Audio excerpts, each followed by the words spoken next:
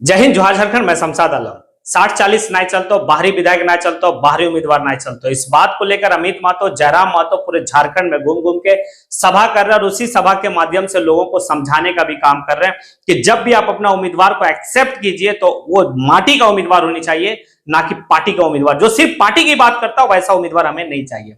इस बात को लेकर जो है कि दोनों काफी जो है कि बेहतर तरीके से लोगों को समझा रहे हैं। इस दरमियान में अमित महतो जेल भी गए। टाइगर जयराम महतो सिर्फ झारखंड में ही नहीं, हिंदुस्तान के तमाम वैसे स्टेट जहां पर हमारे झारखंड प्रवासी मजदूर रहते हैं, वहां पे भी जाके लोगों को समझाने का काम कर रहे हैं कि आप उसी को एक्सेप्ट कीजिए जो झारखंड की माटी की बात करे। अब चलिए देखते हैं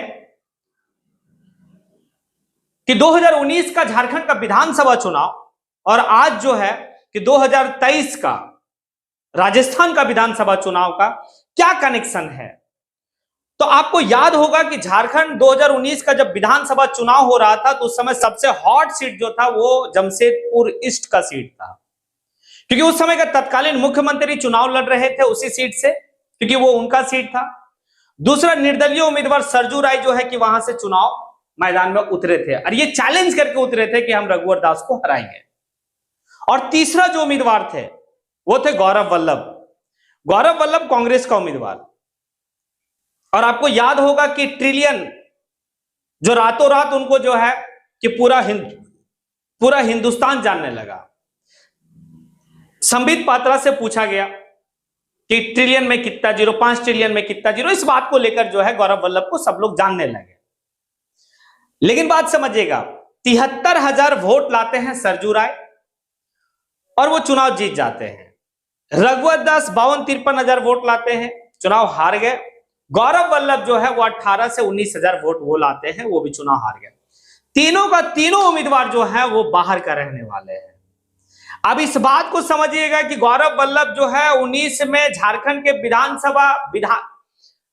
जमशेदपुर सीट से लड़े वो, और आज 2023 में वो राजस्थान का उदयपुर सीट से लड़ रहे हैं। इस पर सबसे विश्वसनीय बल्लेबाज को उतारा जाता है। मेरी पार्टी ने मुझे पहले भी विश्वसनीय माना।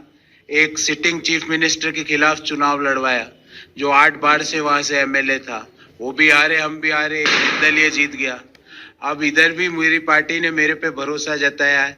मैं निश्चित रूप से कह रहा हूं, देखो मैं कोई अभिमानी तो हूं नहीं कि मिशन 150 और मिशन 180, पर जिस तरह से आज खेखरे में पूरा बाजार बंद है, पर डोर कैंपेन किया और मेरे सैकड़ों कार्यकर्ता और नेता मेरे सामने खड़े हुए हैं, तो ये बताता है इनके। तो वो क्या समझेंगे कि झारखंड के हित के बारे में और क्या सोचेंगे वो? कभी वो आपका भला के बारे में सोच सकते? क्योंकि ऐसे लोग हमेशा अपने पार्टी का बात करता है, कभी वो माटी का बात नहीं करेगा। वो आज उनको मौका मिला तो वो राजस्थान चले गए और जाने के बाद उदयपुर में इस बात को कहते कि मेरे जितने भी लोग हैं, चाहे मेरी बहन हो, मेरी फुआ हो, मेरा घर हो, सब उदयपुर है। कल तक तो आप जमशेदपुर को अपना कह रहे थे, कल तक तो आप जमशेदपुर के जनता को अपना ही कह रहे थे कि मैं यहां से कहीं नहीं जाऊंगा। आज आपका पार्टी उम्मीदवार आपको बना दिया वहां से, तो आप अपने वहां का हो गए। दैट मीन्स आप जो है, आप जैसे लोग सिर्फ पार्टी की बात करते हैं, माटी की बात नहीं करते। आपको तो यह सोचना चाहिए कि वो जो 18,000 लोग हमें वोट किया है वो हमें अपना नेता माना है। आप अगर इस माटी का होते, झारखंड की माटी का होते, तो आप बिल्कुल यहां से वहां नहीं जाते। दैट मीन्स आपका 2 वोटर वाली, जो जयराम महतो, अमित महतो हमेशा 2 वोटर की बात की है कि 2 वोटर, कुछ लोगों का झारखंड प्रदेश में भी वोटर में नाम है और कुछ लोगों का दूसरे प्रदेश में भी है। ऐसे लोगों को चिन्हित करना होगा। और 2024 झारखंड का विधानसभा चुनाव, इस विधानसभा चुनाव में ऐसे लोगों को दरकिनार करना होगा और जो माटी की बात करेगा, जो हमारा माटी का होगा, उसी को अपना वोट करेंगे। बेहतर विकल्प को ढूंढना होगा। अब कुछ ज्ञानी बाबा लोग इस बात को भी कहेंगे तो भारत का नागरिक है, कहीं से भी चुनाव लड़ सकता है।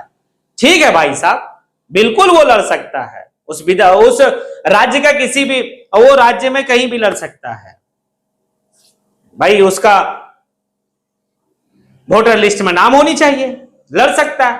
ठीक है, लड़े वो, लेकिन हम अपनी बात कर रहे हैं। हम ऐसे लोगों को पहचानने का काम करेंगे और ऐसे लोगों को दरकिनार करने का काम करेंगे। आप अपने ज्ञान को अपने पास रखिए। हम झारखंड के बारे में, जो हमारे झारखंड के हित की बात करेगा, हम उसके बारे में सोचेंगे। ऐसे लोग कभी भी झारखंड के हित के बारे में सोच ही नहीं सकते हैं। जय हिंद।